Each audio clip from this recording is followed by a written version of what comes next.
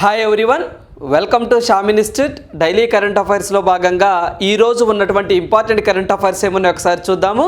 Right, so first one చూసినట్లయితే గుల్జార్ రామభద్రాచార్యులకు జ్ఞానపీఠ అని చెప్పేసి రావడం జరిగిందండి. సో జ్ఞానపీఠ అవార్డు అని చెప్పేసి అంటామండి. సో మన భారతదేశంలో లిటరసీలో అంటే సాహిత్య రంగంలో విశేష సేవ చేసిన వారికి ఈ అవార్డు ఇస్తూ ఉంటారు. సో మన భారతదేశంలో లిటరసీలో అంటే సాహిత్యంలో విశేష సేవ చేసిన వారికి ఇచ్చే హయ్యెస్ట్ అవార్డుని జ్ఞానపీఠ అవార్డు అంటారు. ఏదైతే మనకి సివిలియన్ అవార్డ్స్ అని చెప్పేసి అంటామండి, అంటే పౌర పురస్కారం. దీంట్లో సో అతిపెద్ద పౌర పురస్కారం ఏంటి సార్ అంటే భారతరత్న అవార్డు అండి. సో క్రీడల్లో అయితే మాత్రం అతిపెద్ద హానర్ ఏంటి సార్ అంటే మేజర్ ధ్యాన్ చంద్ ఖేల్ రత్న అవార్డు అని చెప్పేసి అంటాం. అదేవిధంగా మనకి ఏదైతే ప్రపంచంలో అతిపెద్ద సో మనకి అవార్డు అండి ఏంటి సార్ అంటే నోబెల్ అవార్డ్స్ అని చెప్పేసి అంటాం. అదేవిధంగా మన భారతదేశంలో చూసుకున్నట్లయితే సినిమా రంగంలో అండి సో అతిపెద్ద అవార్డు సో హైయెస్ట్ హానర్ ఏంటి సార్ అంటే దాదాసాహెబ్ ఫాల్కే అవార్డు అని చెప్పేసి అంటాం. అదేవిధంగా ఆర్కిటెక్ట్ రంగంలో అండి సో ఇచ్చే అవార్డు ఏంటి సార్ అంటే ప్రిట్జికర్ అవార్డు అని చెప్పేసి అంటాం. సో ఇలా వివిధ రంగాలలో వివిధ అవార్డ్స్ అనేవి హయ్యెస్ట్ కేటగిరీలను కలిగి ఉంటాయండి. అలా సాహిత్య రంగంలో విశేష సేవ చేసిన వారికి మన భారతదేశంలో ఇచ్చే హయ్యెస్ట్ అవార్డు జ్ఞానపీఠ అవార్డు అండి. సో దీన్ని భారతీయ జ్ఞానపీఠ ట్రస్ట్ అని చెప్పేసి సో ఆ ట్రస్ట్ వాళ్ళు ఇస్తూ ఉంటారు. అయితే 2023 సంవత్సరానికి సంబంధించి ఇద్దరు వ్యక్తులకి సో ఈ యొక్క అవార్డ్స్ని అనౌన్స్మెంట్ చేయడం జరిగిందండి. గతంలో అండి సో 2022కి సంబంధించి దామోదర్ మౌజో అనే వ్యక్తి కొంకణి భాషకు సంబంధించిన వ్యక్తి అండి, గోవా స్టేట్కి సంబంధించిన వ్యక్తి అతనికి ఇవ్వడం జరిగింది. మరి 2024కు సంబంధించి సో 2024కు సంబంధించి అనౌన్స్మెంట్ చేశారండి. కానీ ఏ సంవత్సరానికి అనౌన్స్మెంట్ చేశారంటే 2023కి అనౌన్స్మెంట్ చేశారండి. సో ఇది 58వ జ్ఞానపీఠ అవార్డు అని చెప్పేసి మనం చెప్పొచ్చు. సో దీనికి సంబంధించి ఒకసారి చూద్దామండి. సో ఇది మనం చూస్తే ఎవరైతే 2023కి సంబంధించి ఇదిగోండి సో ఈయన ఉర్దూ కవి అండి, ఇతని పేరు వచ్చేసరికి గుల్జార్ అని చెప్పేసి అంటామండి. సో ఇతను వచ్చేసరికి సంస్కృతం అండి, ఇతని పేరు వచ్చేసరికి జగద్గురు రామభద్రాచార్యులు అని చెప్పేసి అంటాం. 2023కి సంబంధించి వీరిద్దరిని సెలెక్ట్ చేయడం జరిగిందండి జ్ఞానపీఠ అవార్డు. మరి దీనికి సంబంధించి చూసినట్లయితే సో ఎవరైతే మనకి ఇతను ప్రముఖ ఉర్దూ కవి అని చెప్పేసి అన్నాం గుల్జార్ గారు, అదేవిధంగా సంస్కృత పండితుడు వచ్చేసరికి జగద్గురు రామభద్రాచార్యులు 2023 సంవత్సరానికి సంబంధించి 58వ జ్ఞానపీఠ అవార్డుకి ఎంపికవడం జరిగింది. అంటే 57వ జ్ఞానపీఠ అవార్డు ఎవరు తీసుకున్నారు సార్ అంటే ఇందులో మనం డిస్కస్ చేశామండి, దామోదర్ మౌజో అని చెప్పేసి కొంకణి భాషకు సంబంధించినటువంటి వ్యక్తి, గోవా స్టేట్కి సంబంధించిన కవి, అతను తీసుకోవడం జరిగింది 2022కి సంబంధించి. ఇది 2023కి సంబంధించి సంస్కృత భాషకు ఈ అవార్డు దక్కడం ఇది రెండవసారి అండి. సో ఉర్దూ భాషకు ఇది 5వసారి అని చెప్పేసి అంటున్నారు. అంటే ప్రతి సంవత్సరం కూడా ఏవైతే మొత్తం సో ఉన్నటువంటి భాషలు ఉన్నాయో అంటే మొత్తం కాన్స్టిట్యూషన్ గుర్తించినటువంటి 22 లాంగ్వేజెస్ ఉన్నాయో సో వీళ్ళల్లో విశేష సేవ చేసినటువంటి వ్యక్తులకి బ్రతికి ఉన్న వాళ్ళకి మాత్రమే ఈ అవార్డు అనేది అనౌన్స్మెంట్ చేయడం జరుగుతుందండి. సో అందువల్ల ఇప్పటి వరకు కూడా సంస్కృత భాషకు 2వసారి ఇది దక్కడం, ఉర్దూ భాషకు 5వసారి అని చెప్పేసి అంటున్నారు. సో ఇక్కడ మనం ఏదైతే ఇతను గుల్జార్ గారు అని చెప్పేసి అంటామో సో ఇతని గురించి మనం చూసినట్లయితే ఇతను పూర్తి పేరండి, ఒరిజినల్ పేరు ఒకటి ఉందండి. ఏంటి సార్ అంటే అతను సో మనకి సంపూరన్ సింగ్ కల్రా అని చెప్పేసి అంటాం. సో మనము ఏంటి సార్ అంటే గుల్జార్ అంటే సంపూరన్ సింగ్ కల్రా అనేది ఇతని యొక్క ఒరిజినల్ పేరండి. సో గుల్జార్గా పేరు మార్చుకోవడం జరిగింది. సో ఈయన ఏదైతే హిందీ సో సంగీతంలో విద్వాంసుడు అని చెప్పేసి మనం చెప్పొచ్చండి. అదేవిధంగా ఇతనికి 2002వ సంవత్సరంలో సాహిత్య అకాడమీ అవార్డు రావడం జరిగింది. 2004వ సంవత్సరంలో పద్మభూషణ్ అండి, అంటే పద్మ అవార్డ్స్లో సెకండ్ హైయెస్ట్ అండి పద్మభూషణ్ అని చెప్పేసి అంటాం, ఈ అవార్డు రావడం జరిగింది. 2013వ సంవత్సరంలో దాదాసాహెబ్ ఫాల్కే అవార్డు పొందడం కూడా జరిగింది. ఎట్ ద సేమ్ టైం మనకి 2009లో ఇతను ఆస్కార్ అవార్డు కూడా తీసుకున్నారండి. సో ఎవరు సార్ అంటే గుల్జార్ గారు. ఇదిగోండి ఇతనండి ఉర్దూ కవి గుల్జార్ గారు. సో జయ హో అనే ఒక పాట ఉంటుందండి సో మనకి స్లమ్ డాగ్ మిలీనియర్స్ చిత్రంలో. సో ఆ జయ హో అనే పాటను రచించింది గుల్జార్ గారేనండి. సో దాన్ని పాడింది ఏఆర్ రెహమాన్ గారు, మీకు తెలిసిందే. ఓకేనండి. సో అంటే ఇతని గురించి కూడా ఇన్ని పాయింట్లు మనం గుర్తుంచుకోవాలి ఎగ్జామ్ పాయింట్ ఆఫ్ వ్యూలో. సో అదేవిధంగా ఇక్కడ మీరు పిక్లో చూస్తున్నారు, ఇతని పేరు పూర్తిగా చెప్పాలంటే మనకి జగద్గురు అని చెప్పేసి అంటామండి, జగద్గురు రామభద్రాచార్యులు అని చెప్పేసి అంటాం. ఈ రామభద్రాచార్యులు వారు రెండు సంవత్సరాలప్పుడే సో మనకి ఏదైతే కంటికి సంబంధించిన వ్యాధితో 2 కళ్ళు కోల్పోయారని, అంటే చూపు కోల్పోయారని, సో ఆ తర్వాత తను భగవద్గీత, మహాభారతం ఇలాంటివి ఎన్నో కంఠస్థం చేశారని, హిందూ మతానికి సంబంధించినటువంటి ఆధ్యాత్మిక భావనలు కానివ్వండి, రచనలు కానివ్వండి ఇతను చేశారని చెప్పేసి సో ఇతని యొక్క అవార్డుని సెలెక్ట్ చేయడం జరిగిందండి. సో ఇతను పుట్టిందైతే ఉత్తరప్రదేశే, సో పుట్టింది ఉత్తరప్రదేశ్ అండి, కానీ ఇతను ఒక ట్రస్ట్ని ఏర్పాటు చేశారండి. సో మనకి చిత్రకూట్ అని చెప్పేసి మధ్యప్రదేశ్లో ఉంటుందండి. అక్కడ ఇతను తులసి పీఠ్ అని చెప్పేసి ఒక పీఠాన్ని కూడా ఏర్పాటు చేయడం జరిగింది. అదేవిధంగా 240 పుస్తకాలు, ఇతిహాసాలు సో ఇలాంటివి కూడా రచించారండి, ఏదైతే మనకి హిందూ మతానికి సంబంధించి. అదేవిధంగా 22 భాషల్లో ఇతను పండితుడండి. సో 22 భాషల్లో సో ఇతను మాట్లాడగలడు, రాయగలడు. సో కొన్ని వాటి మీద కమాండింగ్ కూడా ఉందండి ఆ భాషల మీద.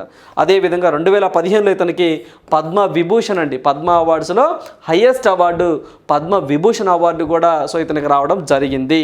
సో ఇతను గుర్తుంచుకోండి, ఇతను ఉత్తరప్రదేశే, బట్ సో మనకి తులసి పీఠ్ వ్యవస్థ, ఆ యొక్క తులసి పీఠాన్ని స్థాపించి మాత్రం మధ్యప్రదేశ్లో. సో ఈ పాయింట్ గుర్తుంచుకోండి, ఎగ్జామ్ పాయింట్ ఆఫ్ వీళ్ళిద్దరికి సంబంధించి. అదేవిధంగా సో ఏదైతే మనకి 57వ రెసిపియంట్ అంటే 57th సో జ్ఞానపీఠ అవార్డు అయితే మాత్రం దామోదర్ మోజో అని చెప్పేసి 2022 సంవత్సరానికి అతను తీసుకోవడం జరిగిందండి, గోవా స్టేట్కి సంబంధించినటువంటి వ్యక్తి. సో ఏదైతే మనకి ఈ యొక్క భారతీయ జ్ఞానపీఠ ట్రస్ట్ అని చెప్పేసి అంటామో, జనరల్గా జ్ఞానపీఠ అనేది ఒక సంస్థ అండి. దీన్ని 1944 ఆ టైంలోనే ఏర్పాటు చేశారు. అది ఒక సంస్థ అండి, కళలను ఇలాంటి వాటిని ప్రోత్సహిస్తూ ఉంటుంది. కానీ వాళ్ళు ఆ సంస్థ వాళ్ళండి, సో ఆ సంస్థ వాళ్ళు ఎప్పటి నుంచి అవార్డు ఇవ్వటం ప్రారంభించారన్నది ఇక్కడ ఇంపార్టెంట్ అండి. సో అవార్డు మాత్రం అనౌన్స్మెంట్ చేసింది 1961 అండి. సో ఇలా అవార్డు ఇస్తాము అని చెప్పేసి సో ప్రతి ఒక్క కవులకు, కళాకారులకు, అదేవిధంగా సాహిత్యంలో విశేష సేవ చేసిన వారికి సో ఇలా ఇస్తాము అని చెప్పేసి అనౌన్స్మెంట్ చేసింది 1961. బట్ ఇచ్చింది మాత్రం 65 అండి. సో 1965లో ఇచ్చారు. మొట్టమొదటిసారిగా 1965లో ఎవరు తీసుకున్నారు సార్ అంటే జి శంకరాకురూప్ అని చెప్పేసి మలయాళం కవండి అతను తీసుకోవడం జరిగింది. అదే ఫస్ట్ ఉమెన్ అయితే మాత్రం సో మనకి ఆశా పూర్ణాదేవి అని చెప్పేసి అంటామండి, ఆశా పూర్ణాదేవి ఆమె తీసుకోవడం జరిగింది. సో ఇవి కూడా స్టాటిక్ పార్ట్లో ఇంపార్టెంటే, గుర్తుంచుకోండి. అదేవిధంగా దీని క్యాష్ ప్రైజ్ వచ్చేసరికి సో 11 లక్షలు అండి. 11 లక్షలతో పాటుగా సో 11 లక్షలతో పాటుగా వాగ్దేవి విగ్రహం అని చెప్పేసి అమ్మవారి విగ్రహం అండి. సో దాన్ని సో ఒక ప్రశంసా పత్రాన్ని కూడా బహుకరిస్తూ ఉంటారు. సో అవి మొత్తం కలుపుకుంటే దగ్గరగా 17 లక్షల దాకా సో క్యాష్ ప్రైజ్ అవుతుంది. ఓన్లీ లిక్విడ్ క్యాష్ ఎంత సార్ అంటే 11 లక్షలు అండి, 11 లక్షలు. వీటితో పాటుగా వాగ్దేవి విగ్రహం అని అమ్మవారి విగ్రహం ఉంటుందండి. సో అవి కానీ అవన్నీ కూడా దాని యొక్క వాల్యుయేషన్ కూడా వేస్తే మొత్తం దగ్గరగా 17 లక్షల వరకు కూడా, 17 నుంచి 18 లక్షల వరకు కూడా క్యాష్ ప్రైజ్ అవుతుంది అని చెప్పేసి అంటున్నారు. ప్రధానంగా మనం గుర్తుంచుకోవాల్సింది 11 లక్షలే. ఓకేనండి. కొన్ని 21 లక్షలని, సో కొన్ని వాటిలో 18 లక్షలని అలా కూడా ఉంటుంది. సో మన అఫీషియల్ వెబ్సైట్లో చూసినట్లయితే క్యాష్ ప్రైజ్ 11 లక్షలే. కాంస్తే ఇక్కడ మనకి వాగ్దేవి అమ్మవారి విగ్రహం కూడా ఇస్తారు కదా, దాని కాస్ట్ కూడా కలిపితే దగ్గరగా 17 లక్షలు అవుతుంది. సో ఆ పాయింట్ గుర్తుంచుకోండి ఎగ్జామ్ పాయింట్ ఆఫ్ వ్యూలో. ఓకేనండి. మన భారతదేశంలో సాహిత్య రంగంలో ఇచ్చే హైయెస్ట్ అవార్డు. సో ఈ అవార్డు తర్వాతే మనకి ఏదైనా అవార్డు అండి, ఏదైతే మనకి గవర్నమెంట్ ఆఫ్ ఇండియా ప్రదానం చేసేటువంటి అవార్డు అండి. సో అదేంటి సార్ అంటే గవర్నమెంట్ ఆఫ్ ఇండియా అండి. సో అది మనం చూసినట్లయితే కేంద్ర సాహిత్య అకాడమీ అని చెప్పేసి అంటామండి. సో అది నెక్స్ట్ అండి, అది సెకండ్ హైయెస్ట్ అయితే మాత్రం జ్ఞానపీఠే, గుర్తుంచుకోండి. ఓన్లీ బ్రతికున్న వారికి మాత్రమే ఇస్తారు, ఓన్లీ కాన్స్టిట్యూషన్ అంటే 8th షెడ్యూల్లో గుర్తించినటువంటి 22 లాంగ్వేజెస్లో ఎవరైతే విశేష సేవలు చేస్తారో అలాంటి వారికి మాత్రమే ఇస్తారు ఈ యొక్క అవార్డ్. 2023కి సంబంధించి ఇదిగోండి. సో మనకి గుల్జార్ గారు అండ్ మనకి రామభద్రాచార్యులు గారిని సెలెక్ట్ చేయడం జరిగింది. అట్ ద సేమ్ టైం వాళ్ళ ఒరిజినల్ పేర్లు కూడా గుర్తుంచుకోండి. సో చాలా ఇంపార్టెంట్ వాళ్ళ యొక్క ఒరిజినల్ పేర్లు కూడాను. సో గుల్జార్ గారిది అయితే మాత్రము సంపూరణ్ సింగ్ కల్రా అంటాము, ఇతనైతే మాత్రము మనకి గిరిధర్ మిశ్రా అని చెప్పేసి అంటాం రామభద్రాచార్యులు వారిని. రైట్. సో నెక్స్ట్ వన్ చూద్దాం. సో నెక్స్ట్ వన్ చూసినట్లయితే విశ్వకర్మ యోజన నమోదులో ఏపీ 3వ స్థానం అని చెప్పేసి అంటున్నారండి. మీ అందరికీ తెలిసిందేనండి, పిఎం విశ్వకర్మ పథకం అని చెప్పేసి సెప్టెంబర్ 17, 2023న నరేంద్ర మోదీ గారు ప్రారంభించడం జరిగింది. ఎందుకు సార్ అంటే ఎవరైతే మనకి ఆర్టిజన్స్ అండ్ క్రాఫ్ట్ పీపుల్స్ అంటే చేతి వృత్తులు చేస్తారు చూసారండి, అలాంటి 18 రకాల చేతి వృత్తుల వారిని ఆదుకోవటం కోసం సో మనకి పిఎం విశ్వకర్మ అనే స్కీమ్ని సెప్టెంబర్ 17, 2023లో ప్రారంభించడం జరిగింది. సో ఎక్కడ సార్ ప్రారంభించారంటే ఢిల్లీలో అండి, యశోభూమి కన్వెన్షన్ సెంటర్ నుంచి ప్రారంభించడం జరిగింది. సో విశ్వకర్మ జయంతి సందర్భంగా సో ఈ యొక్క స్కీమ్ని ప్రారంభించడం జరిగింది నరేంద్ర మోదీ గారు ఢిల్లీని. అయితే ఇక్కడ ఎందుకు సార్ ఈరోజు మళ్ళీ వార్తల్లోకి వచ్చింది అంటే గతంలో మనం డిస్కస్ చేసామండి, ఈ స్కీమ్ని ఇంప్లిమెంట్ చేస్తున్న మొట్టమొదటి యూటీ కేంద్ర పాలిత ప్రాంతాలలో జమ్మూ అండ్ కాశ్మీర్ వార్తల్లో ఉంది అని చెప్పేసి అన్నాం. ఇప్పుడు ఎందుకు సార్ వార్తల్లో వచ్చింది అంటే సెప్టెంబర్ 17, 2023 నుంచి 2024 జనవరి 31 వరకు ఈ యొక్క స్కీమ్ కింద నమోదు చేసుకున్న వారి యొక్క లిస్ట్ మనం చూసినట్లయితే అంటే బెనిఫిషరీస్ లబ్ధిదారులు మనం చూసినట్లయితే ఎక్కువగా ఏ స్టేట్లో ఎక్కువగా దీనికి అప్లికేషన్ పెట్టుకున్నారు అన్నది ఇక్కడ ఇంపార్టెంట్ అండి. సో ఎందుకు సార్ అంటే జనవరి 24, జనవరి 31 ఎండింగ్ వరకు ఓకేనండి. సో మనకి ఈ ఏదైతే మనకి సెప్టెంబర్ 15 నుంచి అండి 2024 జనవరి 31 వరకు కూడా ఎంతమంది వీళ్ళు పేర్లు నమోదు చేసుకున్నారు చూసినట్లయితే దేశంలో ఇప్పటివరకు అండి. సో ఇప్పటివరకు అంటే ఎప్పటివరకు 2024 సో జనవరి 31 వరకు ఎప్పటి నుంచి సో 2023 సెప్టెంబర్ 15 నుంచి అండి 15 నుంచి సో ఇప్పటి వరకు 3,31,684 మంది వృత్తిదారులు నమోదయ్యారు. సో ఏపీ నుంచి ఎంతమంది సార్ ఈ 3,31,684లో అంటే 44,034 మంది నమోదు చేసుకొని 3వ స్థానంలో ఉంది అని చెప్పేసి అంటున్నారు. సో మరి మొదటి స్థానంలో ఉన్నటువంటి రాష్ట్రం ఏంటి సార్ అంటే కర్ణాటక అండి. మొదటి స్థానంలో కర్ణాటక ఉందండి, దగ్గరగా సో 1,09,986 మంది సో నమోదు చేసుకోవడం జరిగిందండి ఈ స్కీమ్లో భాగంగా. సో అదేవిధంగా గుజరాత్ సెకండ్ ప్లేస్లో ఉందండి 52,328. థర్డ్ ఆంధ్రప్రదేశ్ అండి 44,034 అండి. ఇందులో మనం డిస్కస్ చేసామండి. సో మొత్తం 44,034 మంది లబ్ధిదారులు దరఖాస్తు చేసుకున్నారు. తర్వాత అస్సాం అండి, తర్వాత ఇది మనకి 36,866. తర్వాత జమ్మూ అండ్ కాశ్మీర్ అండి, సో 25,355 మంది దరఖాస్తు చేసుకున్నారు. తర్వాత ఉత్తరప్రదేశ్ ఉందండి, సో 11,316 మంది దరఖాస్తు చేసుకున్నారు. సో గుర్తుంచుకోండి కర్ణాటక, గుజరాత్, ఏపీ ఇవి మారిపోతాయండి. కాకపోతే పర్టికులర్గా డ్యూరేషన్ టు డ్యూరేషన్ గుర్తుంచుకోండి. ఎగ్జామ్లో ఎందుకైనా మంచిది ఇలా కూడా అడగొచ్చండి, ఎందుకంటే స్కీమ్ లాంచ్ చేసిన తర్వాత అప్డేట్ జరిగింది కదా, సో దాన్ని అంటే వీళ్ళు అప్డేట్లో ఉన్నారా లేదని చెక్ చేయడానికి కూడా మన ఎగ్జామ్లో అడగొచ్చు పిఎం విశ్వకర్మ. సో అదేవిధంగా టోటల్ ఇప్పటివరకు మనం మాట్లాడుకున్నాం కదండి 3,31,684 మంది సో దీనికి అప్లై చేసుకోవడం జరిగింది. మీ అందరికీ తెలిసిందేనండి మొదటి దశలో భాగంగా అంటే మనకి 18 సో మనకి 18 ఈఎంఐ అని చెప్పేసి ఉంటుందండి. సో ఈక్విటెడ్ మంత్లీ ఇన్స్టాల్మెంట్ 1,00,000 రూపాయలు ఇస్తారండి. సో ఆ తర్వాత రీపే చేస్తే సో 30 ఈఎంఐల్లో భాగంగా ఇంకొక 1,00,000 ఇస్తారండి, ఇంకొక 2 lakhs ఇస్తారండి. సో మొత్తం ఓవరాల్గా 3 lakhs ఇస్తూ ఉంటారు గుర్తుంచుకోండి. ఈ యొక్క పిఎం విశ్వకర్మని ఇంప్లిమెంట్ చేసేటువంటి మినిస్ట్రీ ఏంటి sir, that is very very important. So implemented by nodal agency అని చెప్పేసి అంటామండి. ఇన్ జనరల్గా జాయింట్గా ఇంప్లిమెంట్ చేసేది 3 మినిస్ట్రీస్ అండి. ఏంటి సార్ అంటే అది ఎంఎస్ఎంఈ మినిస్ట్రీ ఒకటి, మినిస్ట్రీ ఆఫ్ స్కిల్ డెవలప్మెంట్ ఒకటి, మినిస్ట్రీ ఆఫ్ ఫినాన్స్ ఒకటి. ఈ 3 కూడా సంయుక్తంగా ఈ స్కీమ్ని ఇంప్లిమెంట్ చేస్తూ ఉంటాయి. బట్ నోడల్ ఏజెన్సీగా అంటే ముందుండి 3 కూడా ఇనిషియేటివ్స్ తీసుకొని మానిటర్ చేసేటువంటి సంస్థ అంటే ఏ మినిస్ట్రీ సార్ అంటే దట్ ఈజ్ ఎంఎస్ఎంఈ మినిస్టర్. గుర్తుంచుకోండి MSME ministries so to regulate the Pradhanmantri Vishwakarma Yojana PM Vishwakarma Yojana. This scheme was jointly implemented by 3 ministries that are MSME, ministry of skill development, ministry of finance. Nodal agency అయితే మాత్రం MSME. So Narayana రణే అనే వ్యక్తి MSME మినిస్ట్రీగా ఉన్నారు. So అదేవిధంగా ఏదైతే లబ్ధిదారులు ఉంటారో వాళ్ళు 5% రేట్ ఆఫ్ ఇంట్రెస్ట్ని బేర్ చేస్తే మిగతా సో మనకి 8% గవర్నమెంట్ ఆఫ్ ఇండియా సో బరాయిస్తూ ఉంటుంది. Please remember that. అదేవిధంగా స్టైపండ్ ఇన్సెంటివ్ కింద కూడా సో మనకి ప్రతిరోజు కూడా ఒక 500 రూపీస్ ఇస్తారండి. అలా 20 days స్కిల్స్ ప్రోగ్రామ్ ఇస్తారు. అదేవిధంగా మోడర్న్ టూల్ కిట్ కొనుక్కోమని చెప్పేసి 1,500 ఇస్తారు. అదేవిధంగా టూల్ కిట్ ఇన్సెంటివ్ అని చెప్పేసి 15,000 రూపాయలను కూడా కేంద్ర ప్రభుత్వం ఇస్తుంది. సో మొత్తం 18 కుల వృత్తుల వారిని ఆదుకోవడం కోసం ఈ స్కీమ్ తీసుకురావడం జరిగింది. దగ్గరగా 30 లక్షల మంది అంటే 30 లక్షల కుటుంబాలకు బెనిఫిట్ అయ్యే విధంగా మేము చేస్తాము అని చెప్పేసి సో చెప్పడం జరిగిందండి. దగ్గరగా 13,000 కోట్ల రూపాయలు మేము ఖర్చు చేస్తాము అని చెప్పేసి సో కేంద్ర ప్రభుత్వం చెప్తా ఉంది. ఇవన్నీ కూడా మనం డిస్కస్ చేసినవే గుర్తుంచుకోండి. సో ఆంధ్రప్రదేశ్ అనేది ఎన్రోల్మెంట్లో 3వ స్థానంలో ఉన్నది. సో నెక్స్ట్ వన్ చూద్దామండి. సో నెక్స్ట్ వన్ చూసినట్లయితే Greece legalises same sex marriages in landmark change.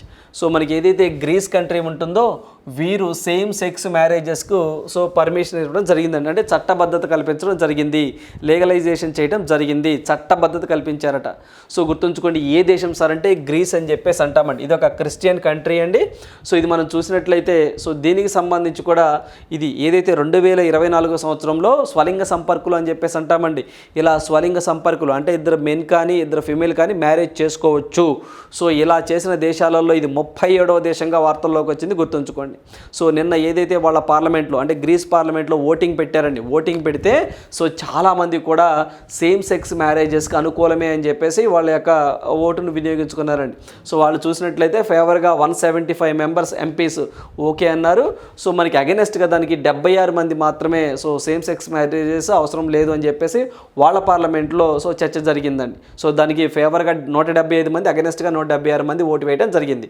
So present PM ఎవరైనా అంటే సో మనకి కెరియాకోస్ మిట్సోటాక్స్ అని చెప్పేసి అంటామండి. మిట్సోటాక్స్ అని చెప్పేసి అంటాం. ఆయన పిఎంగా ఉన్నారండి, గ్రీస్కి పిఎంగా ఉన్నారు. సో ఈయన ఏదైతే న్యూ డెమోక్రటిక్ పార్టీకి సంబంధించిన వ్యక్తి, ఇతను ఈ బిల్లుకి గట్టిగా మద్దతు తెలిపాడండి. సో ఖచ్చితంగా లీగలైజేషన్ చేసి తీరాలి అని చెప్పేసి అన్నారు. సో లీగలైజేషన్ చేశారు, గుర్తుంచుకోండి. 37వ దేశం అండి. సో ప్రపంచంలో ఇప్పటి వరకు 37th nation in the world, ప్రపంచంలో ఇప్పటి వరకు స్వలింగ సంపర్కులకు చట్టబద్ధత కల్పించిన దేశాలు మొత్తం ఎన్నిసార్లు అంటే లాస్ట్ కంట్రీ అంటే 37వ దేశం ఏంటి సార్ అంటే గ్రీస్ అని చెప్పేసి గుర్తుంచుకోండి. మరి మనం గతంలో డిస్కస్ చేసామండి, 2024 నుంచి ఆయా దేశంలో అంటే ఒక ఎస్తోనియా దేశంలో ఆ యొక్క సేమ్ మ్యారేజెస్కి లీగలైజేషన్ కల్పిస్తాము అని చెప్పేసి కూడా అన్నారు. 2024 నుంచి అయితే మాత్రం ఎస్తోనియా దేశం గుర్తుంచుకోండి, ఈ దేశం కూడా ఈ యొక్క స్వలింగ సంపర్కుల వివాహాలకు చట్టబద్ధత కల్పించింది. మరి ప్రపంచంలో మొట్టమొదటిసారిగా ఏ దేశం సార్ ఈ యొక్క స్వలింగ సంపర్కులకు చట్టబద్ధత కల్పించిందంటే దట్ ఈజ్ నెదర్లాండ్స్ అండి. ఈ నెదర్లాండ్ 2001వ సంవత్సరంలో చట్టబద్ధత కల్పించడం జరిగింది. సో మనకి 2001 అండి. సో మనకి 2001వ సంవత్సరంలో సో మనకి 2001లో చట్టబద్ధత కల్పించింది నెదర్లాండ్. ఓకేనండి. సో 2024 నుంచి ఏ దేశం చట్టబద్ధత కలిగి ఉంటుంది అంటే సో మనకి ఎస్టోనియా. ఇప్పుడు రీసెంట్గా వచ్చిందండి గ్రీస్ కూడా దీనికి యాడ్ అయింది 37వ దేశంగా. అలా కాకుండా మన ఆసియా ఖండంలో అయితే మొట్టమొదటి దేశం ఏంటి సార్ ఈ యొక్క గే మ్యారేజెస్కి పర్మిషన్ ఇచ్చింది అంటే తైవాన్ దేశము అని చెప్పేసి అంటాం. తైవాన్ గుర్తుంచుకోండి. ఓకేనండి. సో ఆ పాయింట్ కూడా మనం ఎక్కడ గుర్తుంచుకోవాలి. సో సార్ మరి మన భారతదేశం స్టాండ్ ఏంటి సార్ ఈ యొక్క ఎల్జీబీటీకి సంబంధించి అంటే ఈ యొక్క స్వలింగ సంపర్కులకు సంబంధించి అంటే మన భారతదేశంలో కూడా ఇటీవల కాలంలో సో సుప్రీంకోర్టు ఆఫ్ ఇండియాకి కొన్ని వినతులు వెళ్ళినాయండి. సో వివిధ హైకోర్టుల్లో చాలామంది పిలుసు వేశారట మన భారతదేశంలో కూడా సో ఖచ్చితంగా లీగలైజేషన్ ఇవ్వండి అని చెప్పేసి. సో దానికి సంబంధించి రీసెంట్గా ఒక ధర్మాసనం అండి.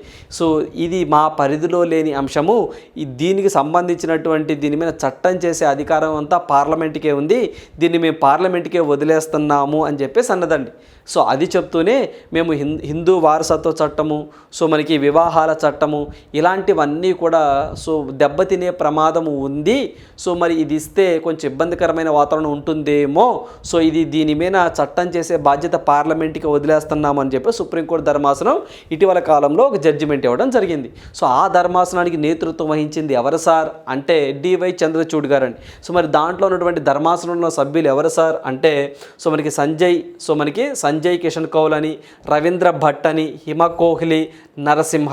సో వీళ్ళందరూ కూడా అంటే డివై చంద్రచూడ్ నేతృత్వం వహించారండి. సో వీళ్ళ యొక్క 5గురు ధర్మాసనము ఈ యొక్క జడ్జిమెంట్ ఇవ్వడం జరిగింది. అంటే మన భారతదేశంలో గే మ్యారేజెస్కు లీగలైజేషన్ లేదు, అట్లా అని కూడా అది ఇల్లీగల్ కూడా కాదు, ప్రజెంట్ అలా పెండింగ్లో ఉందండి. సో కాకపోతే ఇప్పుడు పార్లమెంట్కే దాని మీద చట్టాలు చేసే అధికారం ఉందని చెప్పేసి అన్నాం కదా.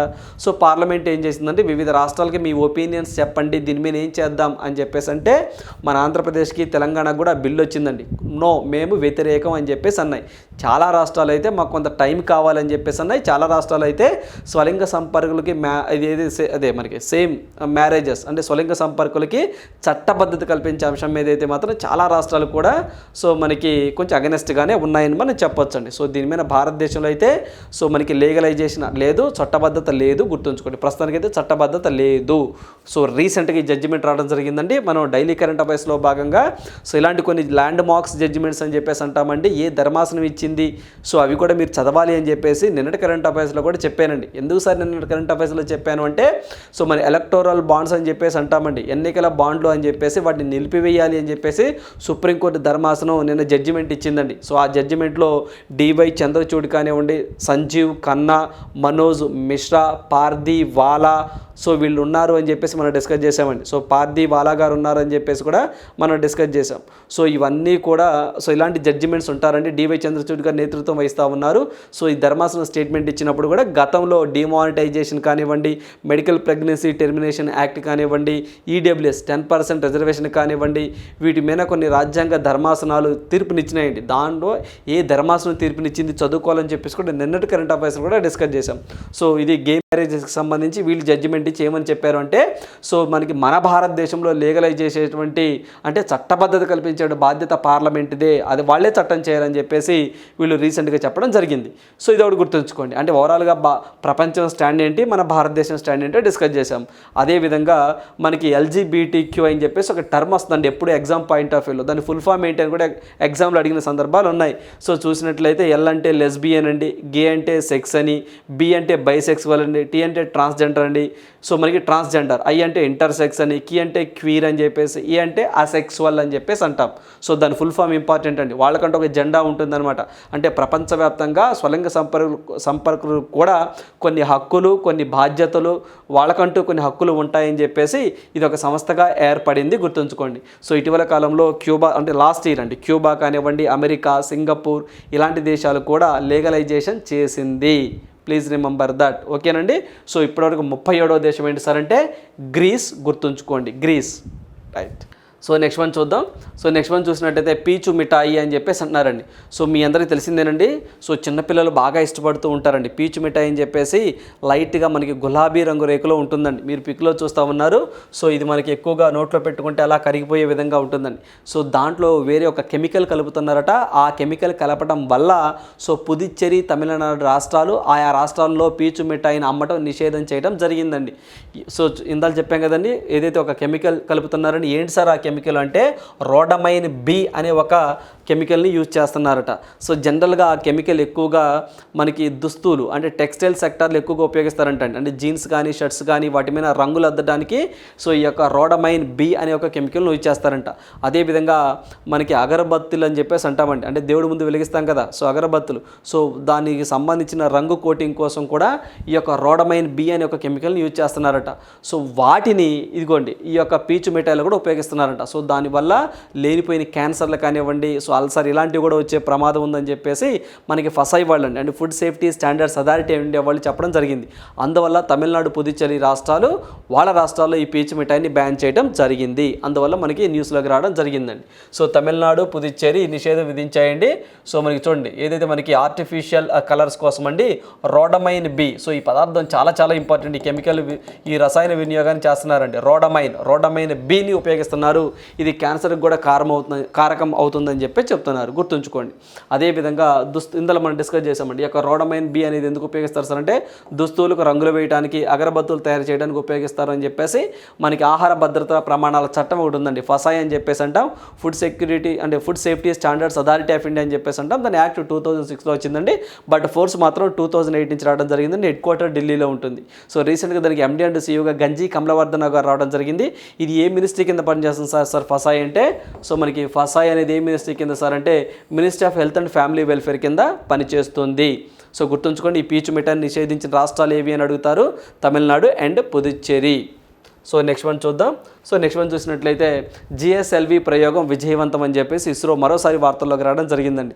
సో నిన్న మనకి తిరుపతి ఏదైతే మనకి శ్రీహరికోట రేంజ్ నుంచి ప్రారంభించినటువంటి ఏదైతే మనకి జిఎస్ఎల్వి F-14 వాహక ద్వారా జిఎస్ఎల్వి F-14 వాహక నౌక ద్వారా ఇన్సాట్ 3DS అనే ఉపగ్రహాన్ని మనకి ప్రయోగించారండి. అది సక్సెస్ఫుల్గా మనకి సక్సెస్ఫుల్ అయింది అని చెప్పి చెప్తున్నారు. సో ఇక్కడ మనం చూసినట్లయితే ఇన్సాట్ 3DS ఉపగ్రహాన్ని కక్షలోనికి ప్రవేశపెట్టారండి. సో ఏ వాహక నౌక ద్వారా అంటే జిఎస్ఎల్వి F-14 రాకెట్ ద్వారా ఈ యొక్క ఇన్సాట్ 3DS ఉపగ్రహాన్ని విజయవంతంగా కక్షలోనికి ప్రవేశపెట్టారు.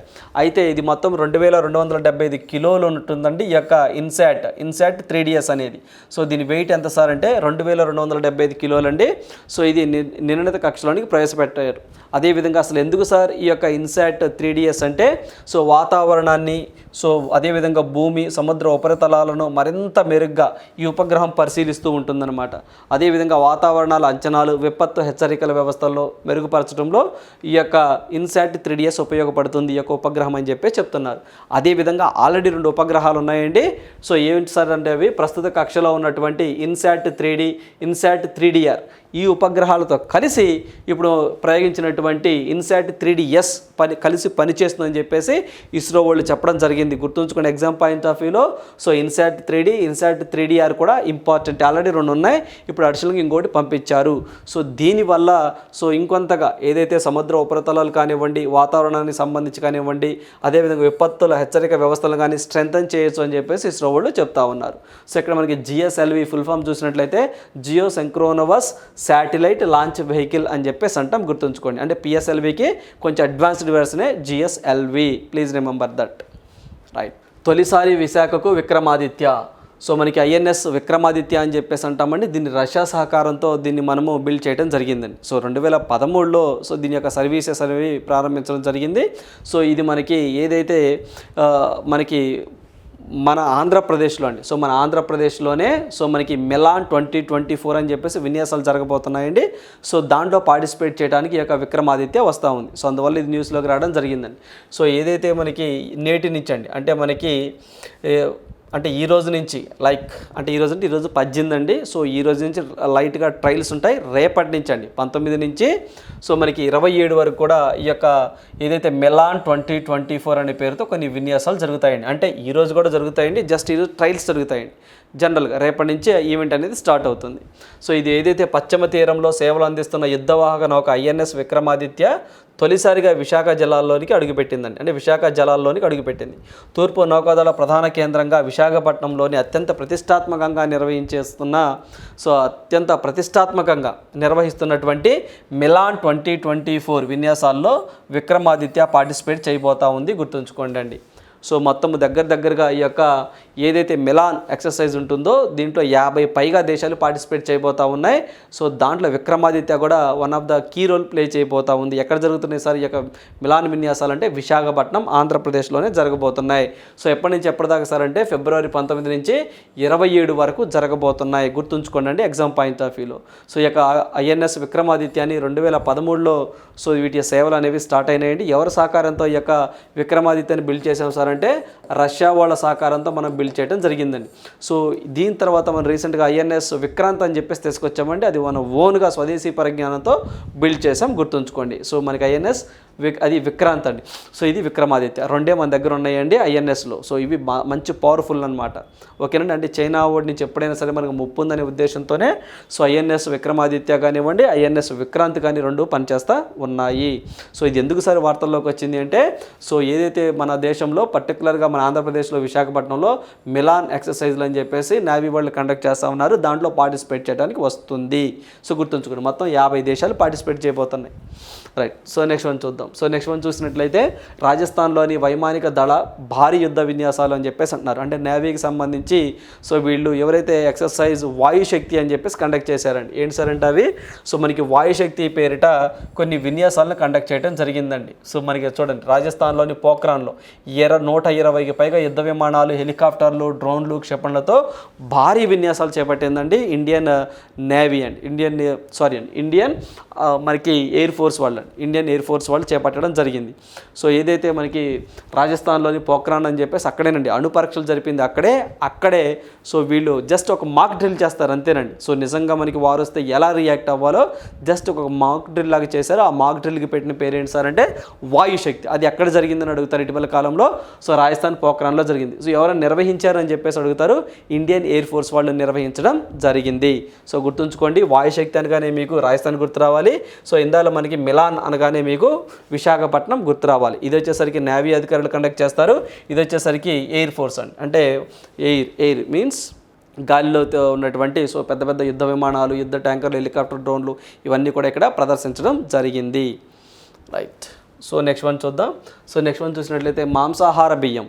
ఓకేనండి. సో మన గతంలో చూసామండి, మామూలు బియ్యం చూసాం, కొంచెం ఇబ్బందికరం అంటే కొంచెం కల్తీ బియ్యం చూసాం, ప్లాస్టిక్ బియ్యం కూడా విన్నామండి. ఇప్పుడు మనకి నాన్ వెజ్ బియ్యం అంటే మనకి మాంసాహార బియ్యం అట. ఈ మాంసాహార బియ్యాన్ని సౌత్ కొరియాకి సంబంధించిన శాస్త్రవేత్తలు ఫైండ్ అవుట్ చేశారటండి. సో చూద్దాం, ఈ యొక్క మాంసాహారం వల్ల సో చాలా వాటికి కూడా పర్యావరణానికి అనుకూలంగా ఉంటుందని, సో చాలామందికి కూడా పోషకాహార లోపంతో బాధపడే వాళ్ళు ఇది తింటే చాలా బలంగా ఉంటారని, అది ఎక్కువగా వ్యోమగాములు కానివ్వండి, శాస్త్రవేత్తలు కానివ్వండి, సో వీరు ఎక్కువగా తీసుకుంటే చాలా బాగుంటుందని చెప్పేసి వీళ్ళు చెప్తా ఉన్నారండి. సో ఇది మనం చూసినట్లయితే ఏదైతే మనకి అభివృద్ధి చేసిన కొరియా శాస్త్రవేత్తలు అంటే సౌత్ కొరియా శాస్త్రవేత్తలు అండి. సో దక్షిణ కొరియాలోని సో మనకి యోన్సేమ్ విశ్వవిద్యాలయం శాస్త్రవేత్తలు సరికొత్త ధాన్యాన్ని అభివృద్ధి చేశారు. పశు మాంస కండరము కొవ్వు కణాలతో మిళితమై ఉండడం వల్ల దీని ప్రత్యేకత అండి. సో ఏమిటండి ఇది? సో మనకి మాంస కండరము, పశుమాంస కండరము కొవ్వు కణాలతో సో మిళితమై ఉండడం దీని యొక్క ప్రత్యేకత. సాధారణ వరి వంగడాలతో పోలిస్తే ఇందులో ప్రోటీన్ సో 8% ఎక్కువగా ఉంటుందని చెప్పేసి అంటున్నారండి. సో మనకి 8% ఎక్కువగా ఉంటుందని చెప్పేసి అంటున్నారు. సో అదేవిధంగా ఇక్కడ మనం చూసినట్లయితే ఈ ధాన్యం రూపంలో అండి సో 100 గ్రాముల ప్రోటీన్ ఉత్పత్తి చేస్తే దాంట్లో 6.27 కిలోగ్రాములు కార్బన్ డైఆక్సైడ్ వెలువడుతుందండి. సో దాని నుంచి CO2 లెవెల్స్ 6.27 కిలోలు విడుదలవుతుందండి. ఏంటి? ఈ యొక్క మాంసంతో తయారు చేసి అంటే మాంసం రూపంలో ఉన్నటువంటి ఈ యొక్క బియ్యంలో. అలా కాకుండా సాంప్రదాయ పశుమాంస ఉత్పత్తిలో అంటే మామూలుగా మాంసం ఉత్పత్తి చేసామనుకోండి మనం, అంటే దానికి సంబంధించిన వేస్టేజ్ దానివల్ల సో 49.84 కిలోల సో మనకి వ్యర్థాలండి లైక్ కార్బన్ డైఆక్సైడ్ వెలువడుతుంది అని చెప్పేసి అంటున్నారు. అంటే మనం మాంసం మీ అందరికీ తెలిసిందేనండి. సో మనం అప్పుడప్పుడు ఏవైతే మనం మాంసం పశు షాపులు ఇవంటే చూసారంటే వాటి నుంచి కూడా కార్బన్ డైఆక్సైడ్ వెలువడుతుందండి. సో అది ఎంత సార్ అంటే సో 100 గ్రాముల సాంప్రదాయ పశుమాంసం ఉత్పత్తి వల్ల 49.84 కిలోల కార్బన్ డైఆక్సైడ్ వెలువడుతుంది. అలా కాకుండా ఈ యొక్క ధాన్య రూపంలో ఉన్నటువంటి ఏవైతే మనకి ఈ యొక్క మాంసాహార బియ్యం వల్ల సో 100 గ్రాముల ప్రోటీన్ ఉత్పత్తి చేస్తే దాంట్లో సో 6.27 కిలోల కార్బన్ డైఆక్సైడ్ మాత్రమే వెలువడుతుంది. చూడండి, ఇదైతే మాత్రం 49 సాంప్రదాయంగా 49.89 సో 49.84 కిలోలు. ఇది మనం చూసినట్లయితే 6.27 సో కిలోలు సో మనకి CO2 విడుదలవుతుందని చెప్పేసి కూడా చెప్తున్నారు. సో అది కూడా ఏదైతే మాంసాహార బియ్యం ఉంటుందో ఇది పర్యావరణానికి అనుకూలంగా ఉంటుంది అంటున్నారు. దానివల్ల సో మనకి చాలా బాగుంటుంది, ఎకో సిస్టమ్ బాగుంటుందని, అదేవిధంగా మంచి ప్రోటీన్స్ కూడా అందుతాయని చెప్పి చెప్తా ఉన్నారండి. పోషకాహార లోపం కూడా తగ్గిద్ది అని చెప్పేసి అంటా ఉన్నారు.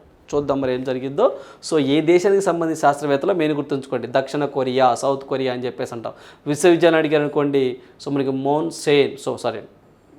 యోన్సేమ్ విశ్వవిద్యాలయ శాస్త్రవేత్తలు గుర్తుంచుకోండి. రైట్. సో నెక్స్ట్ వన్ చూద్దాం.